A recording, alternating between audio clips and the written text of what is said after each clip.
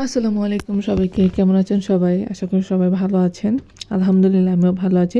তো চলুন আজকে কী রান্না করব সেটা আপনাদের সাথে শেয়ার করি। তো বোয়াল মাছ রান্না করব। সো বোয়াল মাছটা আগে সুন্দর করে আমি একটু হালকা কুসুম গরম পানিতে ধুয়ে নিয়েছি। এখন আমি রান্নাটা বসিয়ে দেব।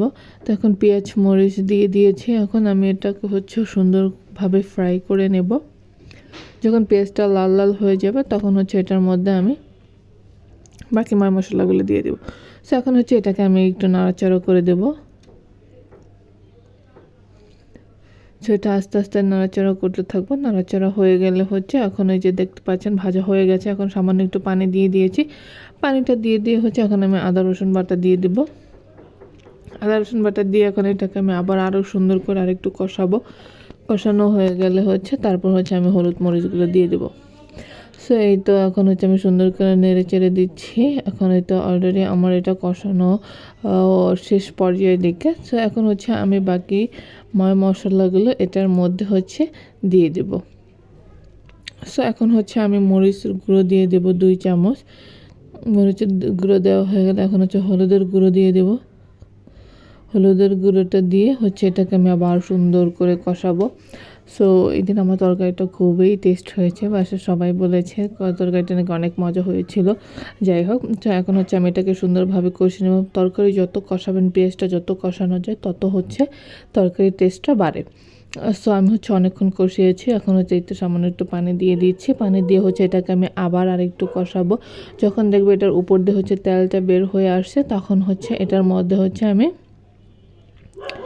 মাছগুলো দিয়ে দেবো। সো এই তো দেখতে পাচ্ছেন আমার কষানো অলরেডি হয়ে গিয়েছে। সো এই তো দেখতে পাচ্ছেন। সো এখন এটার মধ্যে আমি ধোয়া মাছগুলো দিয়ে দেবো। এখন আস্তে আস্তে সব মাছগুলো দিয়ে দেবো এটার মধ্যে। মাছগুলো ধরেন দেওয়া হয়ে গেলে আমি মাছগুলোকে আরেকটু সুন্দরভাবে কষিয়ে নেব। তো এটাকে আমি মশলাটাকে সুন্দর করে মিক্সড করে দিয়েছি। মিক্সড করে এখন এটাকে আমি কষানোর জন্য রেখে দিয়েছি। আমি লবণ দিতে ভুলে গিয়েছিলাম, তাই এখনটা আমি লবণটা দিচ্ছি। তো এইটা আমার অলরেডি কষানো হয়ে গিয়েছে। এতো কষানো হয়ে গেলে আমি আর সামান্য একটু পানি দিয়ে দেবো, যেহেতু মাছটা আমি ভুনো করতে, ওর সাথে আলু দেবো। সো আলু দেবো। আলু দিয়ে আমি আরেকটু কষাবো। আলুটা দিয়ে আরেকটু কষিয়ে তারপর আমি এটার মধ্যে পানি দিয়ে দেবো। এখন কুটে রাখা আলুগুলো দিয়ে দিচ্ছি।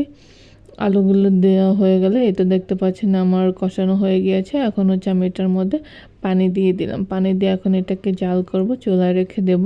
আর এখন এটা এই যে দেখতে পাচ্ছেন বলকে গিয়েছে। আমি আরেকটু ঝোলটা একটু কমাবো। ঝোলটা হয়ে গেলে দেন আমি এটা চুলা থেকে নামিয়ে নেব। সো আমার ভিডিওটা যদি ভালো লাগে অবশ্যই সাবস্ক্রাইব করতে ভুলবেন না। অবশ্যই আমার পাশে থাকবেন, আমাকে সাপোর্ট করবেন নতুন নতুন ভিডিওর জন্য। আসসালামু আলাইকুম সবাইকে, ভালো থাকবেন সবাই। পরবর্তী ভিডিওর জন্য অবশ্যই অপেক্ষা করবেন। আল্লাহ হাফেজ সবাইকে।